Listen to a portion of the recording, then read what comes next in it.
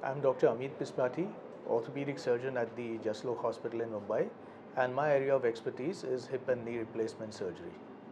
The hip is a very interesting joint actually. Being a ball and socket joint, it has the phenomenal ability to give us a high range of movement. We see problems of the hip joint in a varying age group of populations. I see patients as young as 7, 8, 12, 14, 16 years coming to me, and patients as old as even 90 or 100 years now coming to me with hip problems. The commonest problem that I see affecting the hip joint is calcium and vitamin D deficiency, which is really surprising because in a land where there's plenty of sunshine, we tend to have this sort of condition. The other conditions that affect the hip joint are inflammatory conditions such as ankylosing spondylitis, psoriatic arthritis, and a group of conditions called the seronegative spondyloarthropathies, conditions that affect the sacroiliac joint or the joint just by the side of the lumbar spine and subsequently affect joints such as the hip joint, the elbow joint, or even the ankle joints. Then there are conditions that affect the hip such as avascular necrosis, where there is death of blood supply or lack of blood supply to the head of the femur, which gives rise to death of a sector of the bone. Patients come to us at a young age, anywhere from 20 years to 40 years. They complain of severe hip pain, marked difficulty in walking, squatting on the floor, performing their daily activities of living. It's not uncommon to see a 25-year-old in fact lose his occupation because of this. Just earlier this morning, I saw two patients coming to me crippled and bedbound at ages of 22 and 24 years respectively, and it was shocking to see just young people lose their livelihoods simply because of hip maladies. We also have an increasing incidence of alcoholism in this country, which is appalling because alcoholism is the single largest cause of avascular necrosis or damage to the femoral heads. Then we also find an increase in use of or abuse of steroids, because steroids tend to make bone weak. They tend to damage the blood supply to the head of the femurs, and they also give rise to damage to the marrow of the head of the femur and cause death of bone in the head of the femur, and you get arthritis of the hip joint. Then there are other situations where you get damage to the hip joint, such as osteomalacia, which is pure deficiency of calcium in the blood. You have other arthritic conditions such as rheumatoid arthritis, severe osteoporosis causing hip pain. But mind you, most of these are possible to be diagnosed early enough if the patient presents early to us, and we can also manage to treat many of these conditions.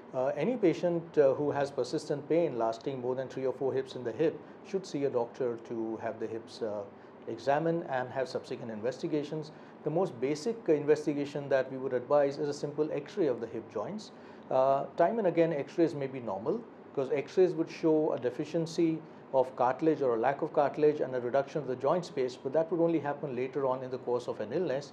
If an x-ray is normal, an MRI scan is the most sensitive way of diagnosing a problem of the hip joint. Occasionally we ask for blood tests such as blood calcium levels, vitamin D levels to diagnose a metabolic deficiency situation. In conditions such as arthritis affecting the hip joints, we ask for rheumatoid factors in blood, anti-CCP tests. We ask for the HLA-B27 to diagnose ankylosing spondylitis or the seronegative spondyloarthropathies. If the treatment would of course depend upon the cause.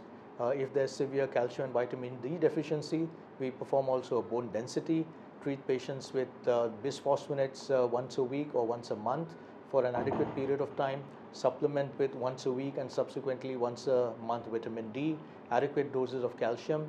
If the problem is conditions like ankylosing spondylitis, we tend to involve the rheumatologist in the treatment of the patient. They can be treated with a new wonder group of drugs called the TNF-alpha blockers or fusion proteins or the monoclonal antibodies, which can actually put these patients into significant remission for months to years and put the disease into good control.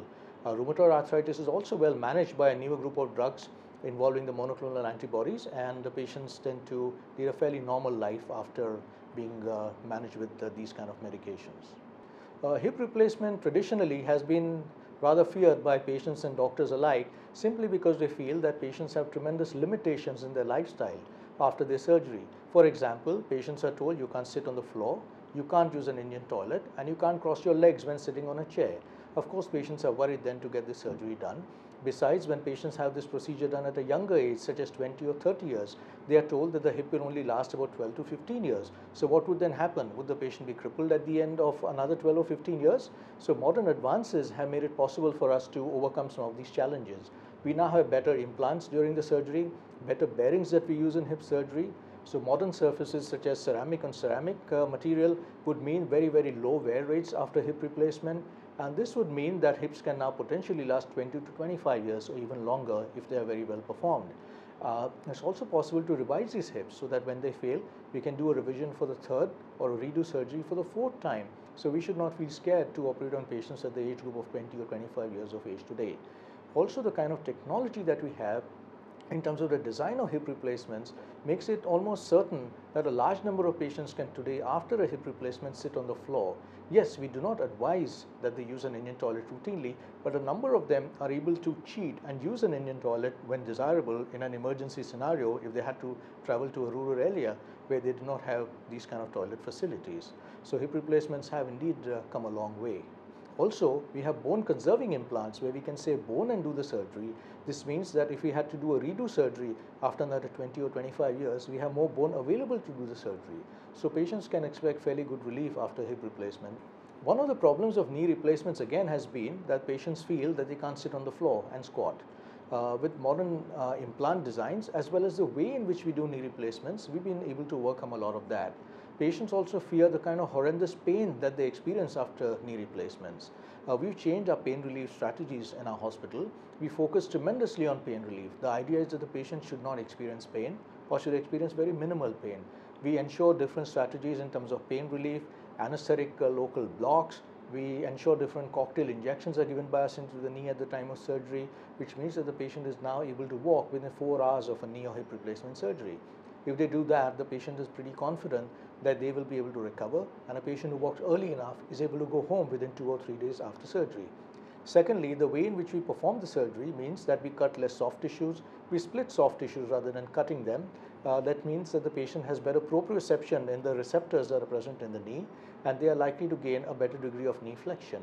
If the patient gets a better degree of knee flexion, their objectives have been fulfilled. That means they have a higher chance of being able to sit on the floor, although that's not certainly a guarantee.